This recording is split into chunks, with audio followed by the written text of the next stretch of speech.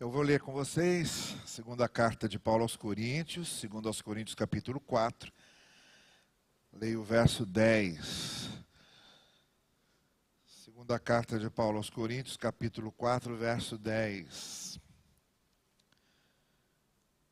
Trazemos sempre no corpo o morrer de Jesus, para que também o viver de Jesus se manifeste em nossos corpos.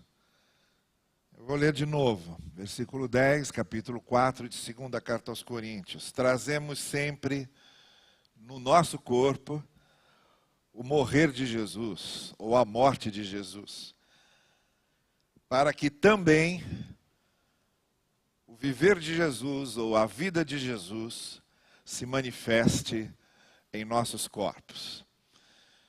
Esse versículo é um resumo do que Paulo, de certa forma, está falando em todo esse trecho do capítulo 4 e ainda um pedaço do capítulo 5. Mas estava acontecendo o seguinte: a segunda carta aos Coríntios, dentre outros objetivos que o apóstolo Paulo tinha um objetivo muito específico de tentar encaixar uma coisa que não encaixava. De tentar responder uma inquietação, de alguma forma dar sentido a algo que parecia sem sentido. E que o apóstolo Paulo estava vivendo isso na sua vida. Então, muito provavelmente, porque Paulo queria dar sentido a isso na sua mente, dar sentido a isso na sua maneira de ver, de pensar, e havia chegado a uma conclusão. Havia conseguido encaixar umas peças que inicialmente não encaixavam, e agora ele está compartilhando isso com os seus leitores da igreja de Corinto, que era uma cidade da Grécia, uma cidade muito importante da Grécia, não só economicamente importante, não só em termos mercantis muito importante, mas também em termos intelectuais, em termos culturais. A cidade de Corinto reunia uma certa nata da intelectualidade, da filosofia, do saber, da reflexão humana, como a própria Grécia em Atenas também fazia isso. E ali, para aqueles leitores que tinham uma certa mania de refletir, uma certa agilidade em pensar, e uma certa insistência em questionar coisas. Então era um público leitor muito exigente nesse aspecto. Era o tipo de público leitor que não adiantava dizer é isso e pronto. Como é isso e pronto? Tem que primeiro passar aqui para depois chegar aqui. Como é isso e pronto? Tem que ter uma explicação para isso. Tem que encaixar de alguma forma. Então é para esse tipo de leitor exigente, é para esse tipo de fé que queria refletir, para esse tipo de fé que queria pensar, e para esse tipo de fé que questionava, que o apóstolo Paulo estava escrevendo, e ao mesmo tempo passando aos outros coisas que ele mesmo havia pensado e sobre que ele mesmo havia refletido. Vamos lembrar que uma das passagens mais marcantes de Paulo nas suas viagens missionárias foi justamente por Atenas da Grécia. Foi justamente num lugar que era o Areópago, onde se reuniam filósofos, tanto filósofos estoicos, seguidores do estoicismo, quanto filósofos epicureus, seguidores do epicurismo, que eram duas correntes filosóficas diferentes, estavam ali reunidos para discutir suas ideias. E como em Atenas, a intelectualidade, a reflexão, o pensamento não se separava da religião e da crença, naquele mesmo Areópago, onde eles se reuniam para pensar juntos e para discutir filosofia, era o mesmo lugar onde eles tinham deuses de todos os tipos e com todos os nomes. Naquele tempo, na Grécia, a partir da grande pluralidade mitológica dos gregos, naquele tempo se calcula hoje que deviam venerar cerca de 30 mil deuses. Quer dizer, muito mais que muita cidade no interior. E se costumava dizer que era mais fácil encontrar um deus em Atenas do que um ser humano. Então era para esse tipo de pessoas que o apóstolo Paulo, quando chegou em Atenas, foi pregar.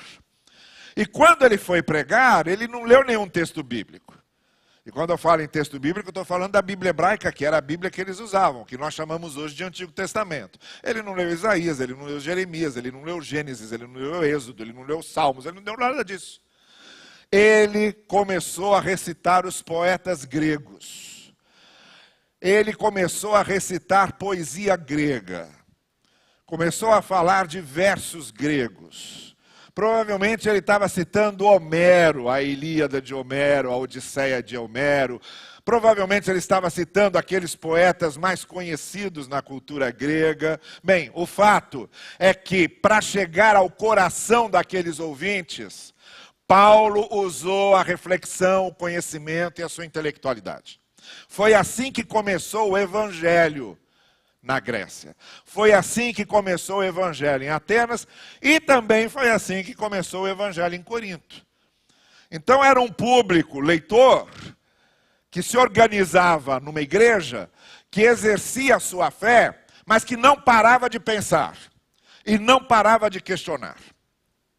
O apóstolo Paulo viveu na sua vida uma coisa também que parecia não encaixar, que era o fato de estar servindo a Deus, de ter tido um encontro marcante com Deus, narrado pelo capítulo 9 de Atos, em que ele, sem ser apóstolo de Jesus, por causa desse encontro marcante com o Jesus ressuscitado, no momento em que se dizia que só podia ser apóstolo quem tivesse visto Jesus ressuscitado, ele que não tinha visto Jesus ressuscitado, agora naquela estrada de Damasco, tinha esse encontro com o Jesus ressuscitado, o que lhe serviu de argumento para dizer: eu sou tão apóstolo quanto os outros. Ele que vinha dessa experiência marcante na sua vida, e que entregou a sua vida a fazer missões, a pregar o Evangelho, a levar as boas novas do Evangelho às pessoas. Ele que começou um movimento inédito, novo, que chocou os cristãos da época. Quando ele começou a dizer: o Evangelho não é só para o templo de Jerusalém, o Evangelho não é só para Jerusalém, o Evangelho não é só para judeus, Jesus veio para o mundo. Ele que começou a pregar para gentios, para gregos, para não-judeus. Ele que queria chegar até a Espanha, na ponta da Europa. Queria varrer da Ásia Central até a ponta da Europa com a pregação do Evangelho. Ele que tinha essa abertura para o mundo. E que foi tão importante para o início do cristianismo e da fé cristã, passava por momentos terríveis. Nessa própria carta aos Coríntios, ele conta das coisas mais humilhantes, das dores mais terríveis, das perseguições, das incompreensões, dos momentos de sofrimento, de quando ele teve que fugir várias vezes para salvar a sua vida, teve que se esconder. Momentos de fome, momentos em que ele não tinha onde dormir, momentos de doença. Ele vai enfileirando aqui, no capítulo 11 de 2 aos Coríntios, por exemplo, uma série de coisas dessas. É no capítulo 12, que ele fala: olha, eu tenho um espinho na vida, um espinho na carne, que ninguém tira, nem Deus tira. Já até pedi para ele tirar, mas ele não tira. Eu estou convivendo com esse negócio, que ninguém sabe o que é. Eu acho até bom ninguém saber o que é, porque cada um de nós tem seu próprio espinho. Mas ninguém tira. Eu estou convivendo com esse sofrimento dia a dia, dia a dia, dia a dia. Não para o negócio. Mas também eu estou aprendendo que essa minha fraqueza é que me faz forte. E daí ele começa a construir uma resposta para esse troço que não encaixa. Como é que alguém que está servindo a Deus, que está fazendo o bem para as pessoas, que está pregando o Evangelho, é dado a ele todo tipo de sofrimento, todo tipo de perdas, todo tipo de solidão, todo tipo de desamparo, todo tipo de decepção, todo tipo de decepção, todo tipo de dor e de infortúnio, todo tipo de aflição, todo tipo de provação. É o momento de eu começar a perguntar, afinal de contas, Deus cuida ou não cuida de mim? Afinal de contas, Deus está comigo ou não está comigo?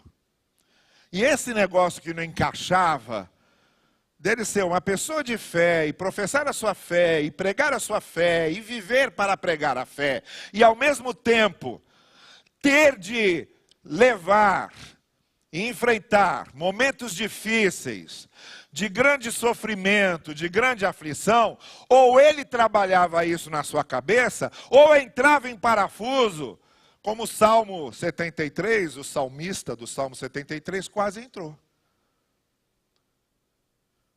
O salmista do Salmo 73 quase entrou em parafuso.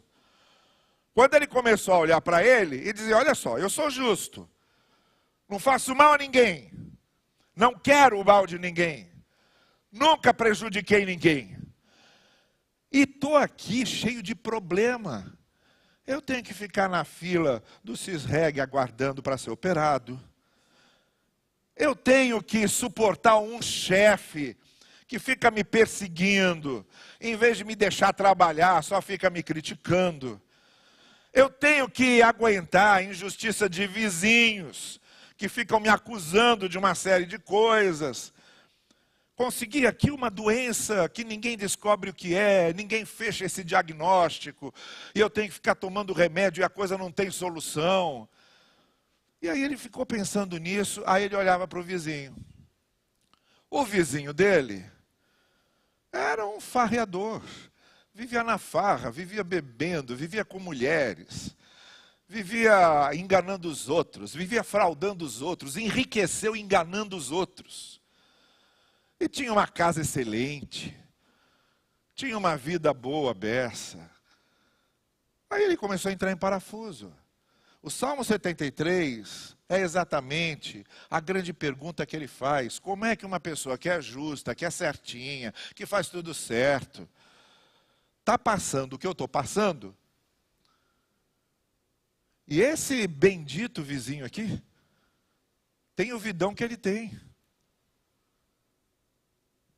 Como é que eu consigo entender isso? E ele vai dizer mesmo no Salmo, quase que eu abandonei tudo. A expressão que ele usa é quase que eu tropecei e caí, mas o que ele está querendo dizer é assim, quase que eu dei um chute nisso. Quase que eu dei um chute de bico nesse pacotão todo. E tirei isso da minha vida, quer saber? Deus não existe, isso não faz sentido nenhum, eu não vou mais perder um minuto da vida seguindo essa bobajada. Quase que eu fiz isso. Até que quando eu estava na presença de Deus, eu comecei a perceber que as coisas são muito relativas. E que essas pessoas estão engordando como o porco é engordado para a ceva, para a morte. Pensam que estão vivendo, mas não estão. Acham que estão enganando os outros, acham que estão tendo vantagens, mas não estão. E quando eu comecei a compreender isso, as coisas começaram a entrar em ordem na minha cabeça e no meu coração. É esse trabalho que Paulo está fazendo na cabeça dele. E é sobre isso que ele está falando na segunda carta aos Coríntios. E esse texto que a gente leu agora é uma das respostas que Paulo encontrou para esse enigma da vida. Que todos nós passamos. E sobre o qual todos nós perguntamos. Você não vai querer me enganar que nunca fez essa pergunta. Como é que Deus deixa isso acontecer? Por que comigo? Por que eu? Você não vai me enganar que você nunca teve a sua fé abalada quando começou a analisar certas coisas. Você também não vai me enganar que na sua cabeça tem muita coisa que não bate. Que por mais que você diga que creia, por mais que você diga que confia, tem coisa que não bate. E que muitas vezes isso abalou você. Acontece com todo mundo. E acontecia com Paulo. E como ele era um homem de reflexão, de dizer assim, tem que chegar aqui, mas também tem que passar por aqui. Ele começa a organizar isso. E quando ele escreve a segunda carta aos Coríntios, isso está organizado na sua cabeça. E aí ele começa a compartilhar com seus leitores como é que ele organizou isso na sua experiência de fé. Então, se você ler a segunda carta aos Coríntios, ele várias vezes vai falar sobre isso. Como é que ele explica o fato de ser uma pessoa de tanta fé, tão dedicado, tão empenhado na obra de Deus, tão envolvido com o reino de Deus, tão experimentado no Evangelho e ao mesmo tempo ter de passar por tudo isso. Uma das respostas que ele dá é esse versículo que lemos. Um pouco antes, ele já tinha dito o seguinte: em tudo nós somos atribulados, mas não angustiados. Ficamos perplexos, mas não desesperados. Somos perseguidos, mas não desamparados. Abatidos, mas não destruídos. Temos esse tesouro em vasos de barro, para que a excelência do poder seja de Deus e não da nossa parte. E aí ele chega no versículo que lemos. Trazemos sempre no corpo a morte ou o morrer de Cristo, e também trazemos a vida e o viver de Cristo. O que ele quis dizer com isso, então? Essa era uma das soluções para o enigma. Essa era uma das coisas que ele elaborava na sua cabeça para encontrar um sentido nisso. O que ele quis dizer com isso? Então vamos voltar para a experiência de Paulo, vamos entender o que significava isso para ele e o que pode significar para a gente. Porque todos nós passamos por esse tipo de dúvida. Todos nós temos na cabeça da gente, por mais que a gente creia, coisas que não encaixam. Coisas que destoam. Coisas que nos confundem. Ou como ele diz, ficamos perplexos. Embora não desesperados, a gente fica confuso. A gente para e pergunta, peraí, como é que isso pode acontecer? Quando ele diz, porque experimentamos no nosso corpo a morte ou morrer de Cristo, e também experimentamos no nosso corpo a vida e o viver de Cristo. O que ele está querendo dizer? Em primeiro lugar, Paulo sabia muito bem o que significava seguir a Cristo. Quando Paulo explica o que é seguir a Cristo, ele está dizendo que isso é uma identificação com Ele. Quando nós seguimos a Cristo, nós nos identificamos com Ele. Ele é o nosso mestre e nós somos os discípulos. E aí, o que é importante para Jesus passa a ser importante para a gente. Seguir a Cristo significa aprender a ter a sua visão. A maneira como ele vê o mundo e como ele vê os outros, a gente também começa a ver o mundo e a ver os outros a partir dessa visão de Cristo. A partir desse olhar de Cristo. Então, há essa identificação. E se há essa identificação, a primeira coisa que o apóstolo Paulo diz é o seguinte: olha, a gente se identifica com a vida de Cristo, sim, claro. Ele veio nos dar vida, Ele ressuscitou. Isso significa que Ele nos transforma a vida, Ele nos faz viver de novo, Ele faz com que nasçamos de novo. E ainda lá no final da vida, quando a gente morrer, a gente crê, vamos ressuscitar como Ele ressuscitou e vive para sempre. Nós também vamos ressuscitar com Ele. Isso é se identificar com a vida de Cristo, só que também nos identificamos com a sua morte. Porque Ele não só viveu, Ele também morreu. Então, quando Paulo fala de fé, muito especialmente quando ele fala de fé em Cristo, e quando ele fala de seguir a Cristo, e quando ele fala de ser discípulo de Cristo, ele está falando muito dessa identificação. Seguir a Cristo não é só ser vencedor como Ele, mas também é ser perdedor como Ele. Por exemplo, Ele veio para o que era seu e os seus o rejeitaram. Você já se sentiu rejeitado? Então Paulo estaria dizendo, se você já se sentiu rejeitado, você está se identificando com Cristo, porque Cristo também foi rejeitado. Você já se sentiu traído? Se você já se sentiu traído, você está se identificando com Cristo, porque Cristo também foi traído. Você já se sentiu incompreendido? Fala e ninguém entende. Expressa seus sentimentos e ninguém entende. Tenta explicar o que você está sentindo e ninguém entende. Você já sentiu isso? Cristo também foi incompreendido. Também foi duramente incompreendido. Já zombaram de você, já riram de você, já perseguiram você horas. Cristo também foi perseguido, também riram dele, também zombaram dele. Então a primeira coisa que Paulo está dizendo é o seguinte, está ótimo, o lado bonito de seguir a Cristo está muito claro. A gente vai se identificar com a vida dele. Somos vencedores. Em Cristo somos todos mais do que vencedores por aquele que nos amou. Se Deus é por nós, isso tudo a gente sabe. E esses são os versículos que a gente gosta. A gente tem duas Bíblias. Uma do coração, que são nossos versículos prediletos, aquele que a gente decora. E outra, que a gente não gosta muito. Não é? Por isso que eu implico, nem existe mais isso hoje, mas tinha um tempo que tinha um negócio chamado caixinha de promessas. Eu tinha uma implicância com aquilo.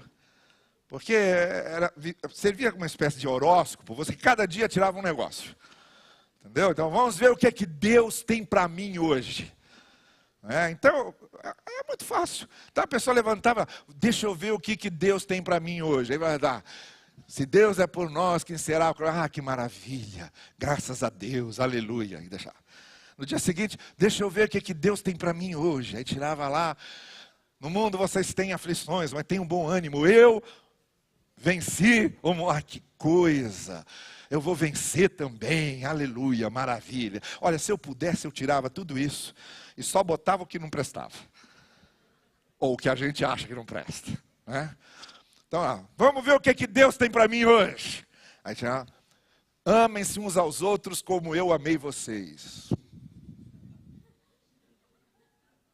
Não era exatamente o que eu estava esperando, não é? Aí no dia seguinte eu chego, tiro de novo. Quem não perdoar o seu irmão não é perdoado por Deus. Eita vida. Deixa lá, deixava. No terceiro dia eu chego, trazei todos os dízimos. Vai lá, joga fora, esquece essa porcaria, né? Olha, a gente gosta dessa Bíblia que amacia, que massageia. Gosta da Bíblia que fica massageando o nosso ego. Então é muito gostoso a gente se identificar com a vida de Cristo. Tá certo. Tem essa parte. Mas Paulo vai dizer, não é só a vida de Cristo que está em nosso corpo. A morte de Cristo também está. O morrer de Cristo também está. E se eu sei me identificar com a vida de Cristo, sendo discípulo de Jesus, eu também tenho que saber me identificar com a sua morte. Eu também tenho que me identificar com a sua dor. Porque ele também sofreu, doeu, chorou, perdeu. Eu me identifico com as dores de Jesus. Então, a primeira coisa que Paulo arruma na cabeça é esse negócio: olha, eu sou vitorioso, mas não sou só vitorioso, porque a vida não é só vitória. A vida não é ganhar sempre. Cristo também perdeu, Cristo também chorou, Cristo também sofreu. Eu me identifico também com isso. Então, essa é a primeira coisa que ele diz. Para arrumar isso na nossa cabeça, a primeira coisa que a gente tem que se lembrar é isso. Como discípulos de Jesus, nós nos identificamos com Jesus. A vida dele está na gente, mas a morte dele também está. E a gente se identifica com as duas coisas. A segunda coisa que Paulo está dizendo é que essas duas forças atuando na nossa vida, essas duas identificações nossas com Jesus, nos identificamos com a sua vida, com as suas alegrias, com as suas vitórias, mas também nos identificamos com as suas derrotas, com as suas dores e com a sua tristeza. Essas duas coisas, elas vão lapidando o nosso caráter.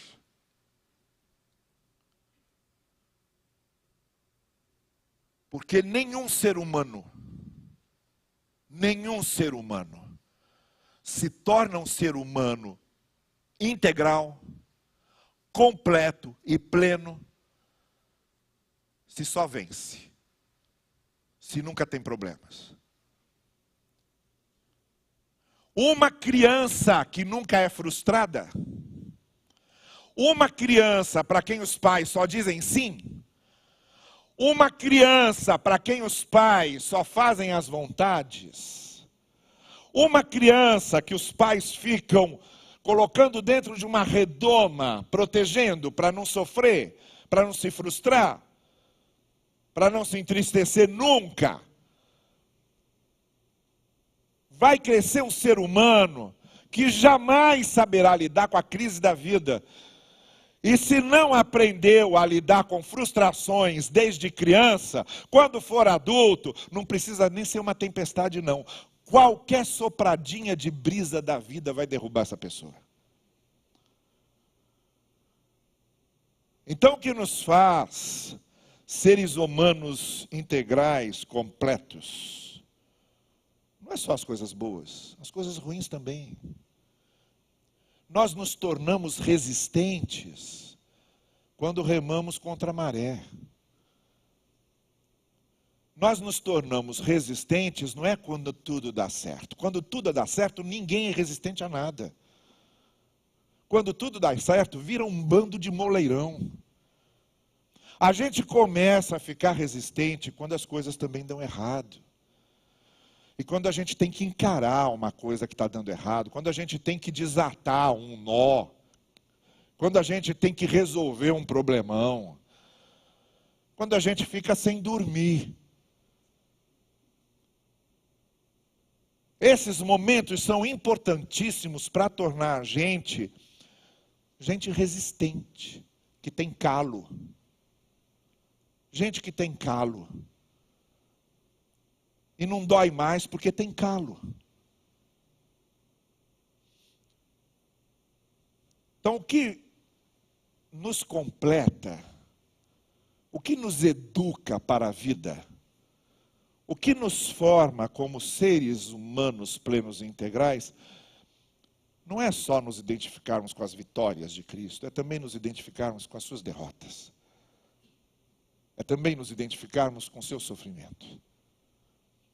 É também nos identificarmos com a sua rejeição. Porque isso é um quadro que vai se formando com luzes e sombras. A nossa vida não é um quadro só de luzes, mas também não é um quadro só de sombras.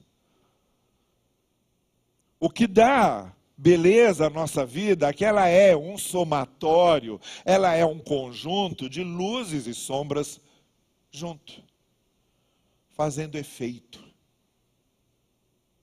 mostrando as marcas, mostrando os limites, mostrando as definições.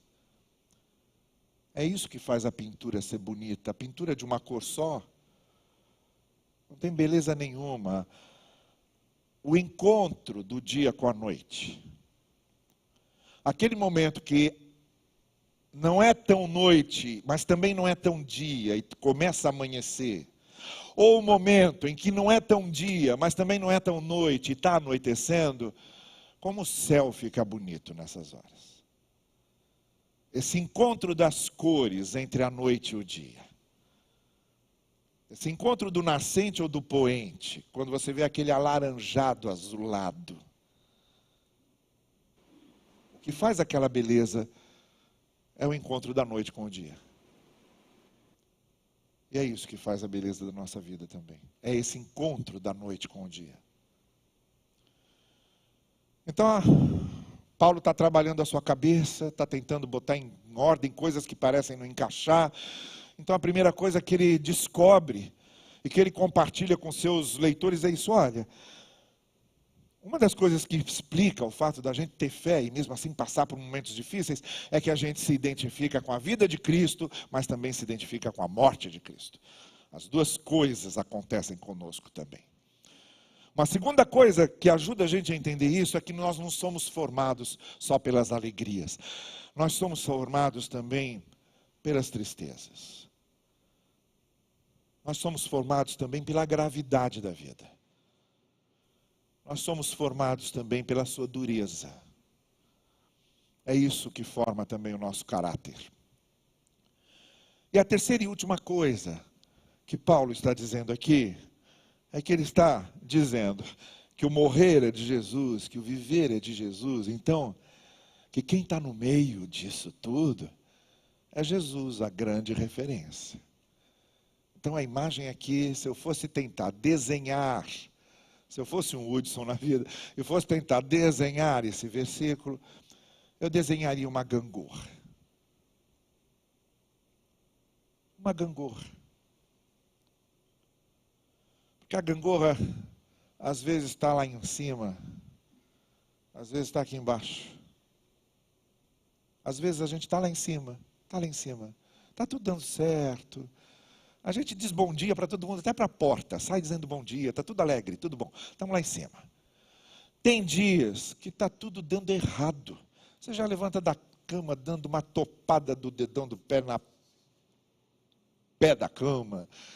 Já chega no banheiro, acabou a pasta de dente, você não tinha lembrado de comprar. Toma café e sai atrasado, chega o pneu do carro, está vazio. E você olha, não dá, hein? Tudo ao mesmo tempo, não tem condição. Você está por baixo. A gangorra está embaixo. Mas sabe por que a gangorra sobe e desce? Porque tem um eixo que permite isso.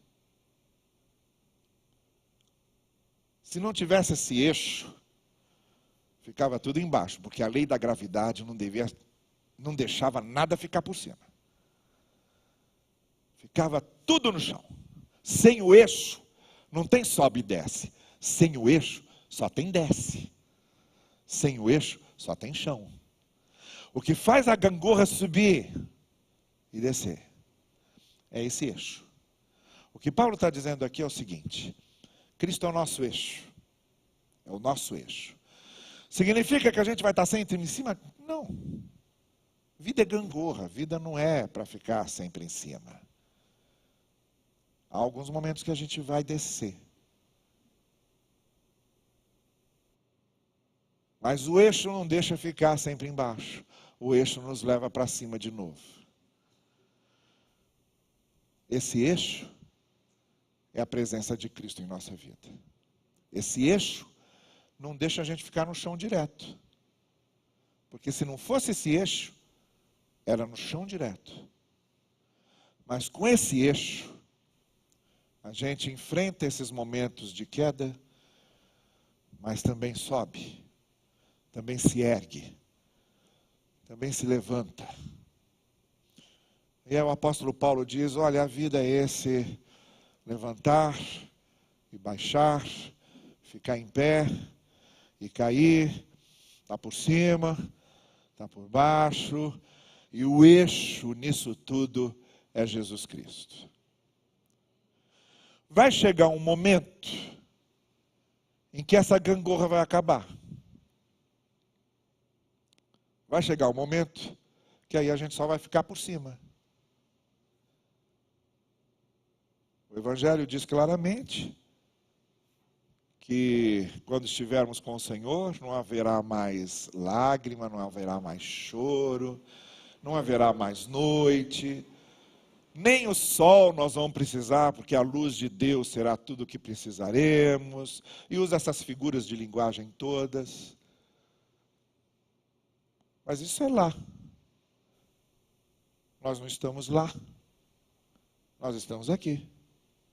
Aqui, enquanto a gente não vai para lá, onde estaremos sempre em cima, aqui, enquanto estivermos aqui, é saber lidar com as situações em que estamos em cima, mas também com as situações em que estamos embaixo, tendo muito especialmente esse eixo da gangorra que é o Senhor Jesus Cristo. Assim, então agora, podemos reler o texto do Paulo, compreendendo o que ele quis dizer. Então Paulo está dizendo isso. Trazemos sempre no nosso corpo o morrer de Jesus e também trazemos no nosso corpo a vida de Jesus. Às vezes se manifesta em nosso corpo o morrer de Jesus. Às vezes se manifesta em nosso corpo a vida de Jesus. Mas aí, como Paulo vai dizer em outra carta, que é a carta aos Romanos, mas que termina muito bem esse pensamento, Paulo vai dizer, se é para morrer, ou se é para viver, eu morro com Cristo, e eu vivo com Cristo, seja na morte, ou seja na vida, o Senhor Jesus está comigo. É isso que deve fazer com que sigamos caminhando, na confiança de que nos identificamos com o Senhor na morte e na vida. Ele está conosco em todos os momentos. Que o Senhor assim nos abençoe. Amém. Curve comigo a sua cabeça, vamos orar. Se você essa noite quer entregar para o Senhor Jesus as suas dores, suas aflições, suas dúvidas, se essa noite você sente que precisa desse fortalecimento do Senhor, se nessa noite você quer que a sua fé seja fortalecida para saber enfrentar esses momentos difíceis, se nessa noite você quer dizer, Senhor, eu quero manter o prumo, mesmo nos momentos de dor eu quero manter o prumo, mesmo nos momentos de desilusão eu quero manter o prumo. Manter o prumo quando está tudo dando certo é muito fácil, eu quero manter o prumo quando as coisas não dão certo. E esse eixo que é Jesus pode me ajudar nisso. Talvez essa noite você esteja dizendo, Senhor, Tu sabes as dores que eu estou passando, os conflitos que eu estou vivendo, os problemas que parecem que não têm solução. Tu sabes o momento delicado, difícil, dolorido que eu estou vivendo. Mas eu sei que Tu és a minha referência, eu sei que Tu és o meu eixo. E para mim basta saber isso, e isso que fortalece a minha fé e anima a minha esperança. Talvez você esteja dizendo essa noite, olha, eu preciso mesmo ser fortalecido, porque eu sei que sozinho eu não consigo, eu sei que com minhas próprias forças eu não consigo, mas essa noite eu confio que o Senhor vai ao meu lado, eu confio que o Senhor vai comigo. Talvez essa noite você esteja dizendo, olha, eu tenho passado por tantos altos e baixos, a minha vida é tão escorregadia, eu preciso de firmeza nos meus pés. Preciso de solidez nos meus pés. Se a estrada é escorregadia, que meus pés sejam firmes e que meus pés sejam fortalecidos pelo Senhor. Eu não sei o que você está dizendo para Deus hoje, ou o que você poderia falar para Ele. Mas essa é a hora em que a gente pode colocar nossa vida nas mãos dEle, confiar no seu amor, na sua graça, e dizer, Senhor, eu estou aqui, sabendo que nas minhas dores eu me identifico com as tuas dores, e nas minhas vitórias eu me identifico com as tuas vitórias. Cuida de mim e me leva, e cuida da minha vida. Eu estou nos teus braços, me leva ao teu lado. É isso que você quer dizer para Ele? Eu quero orar por você. Onde você está sentado, se nessa noite é desse conforto, desse fortalecimento, desse ânimo, dessa fé, dessa confiança, desse conforto, desse consolo que você precisa, eu quero orar por você. Fique em pé aí no lugar que você está. Eu quero orar por você essa noite. Basta você se levantar. Eu quero orar por você. Isso. Vamos juntos assim, à presença do Senhor, aquele que é o eixo da nossa gangorra, aquele que fortalece os nossos passos e a nossa vida. Pai querido, nós queremos ter essas mesmas certezas de Paulo, essas mesmas certezas que o Teu Filho Jesus nos dá, que o Evangelho nos dá, que a Tua Palavra nos dá. Faze-nos, Senhor, ter de fato, como referência diária, plena e completa da nossa vida, esse eixo que é o Senhor Jesus. Ajuda-nos a enfrentar os momentos difíceis, que nos momentos de vitória nós possamos nos alegrar, mas nos momentos difíceis possamos resistir. Que nos momentos de vitória saibamos agradecer, mas também nos momentos difíceis saibamos confiar e esperar. Que nos momentos de vitória nós nos alegremos com a Tua vida. Nos momentos de dificuldade, de aflições, sejamos confortados pela Tua morte. Faze-nos sentir a Tua presença e a Tua companhia conosco. É o que nós te pedimos, sob a graça e a misericórdia do Senhor. Amém. Vamos ficar em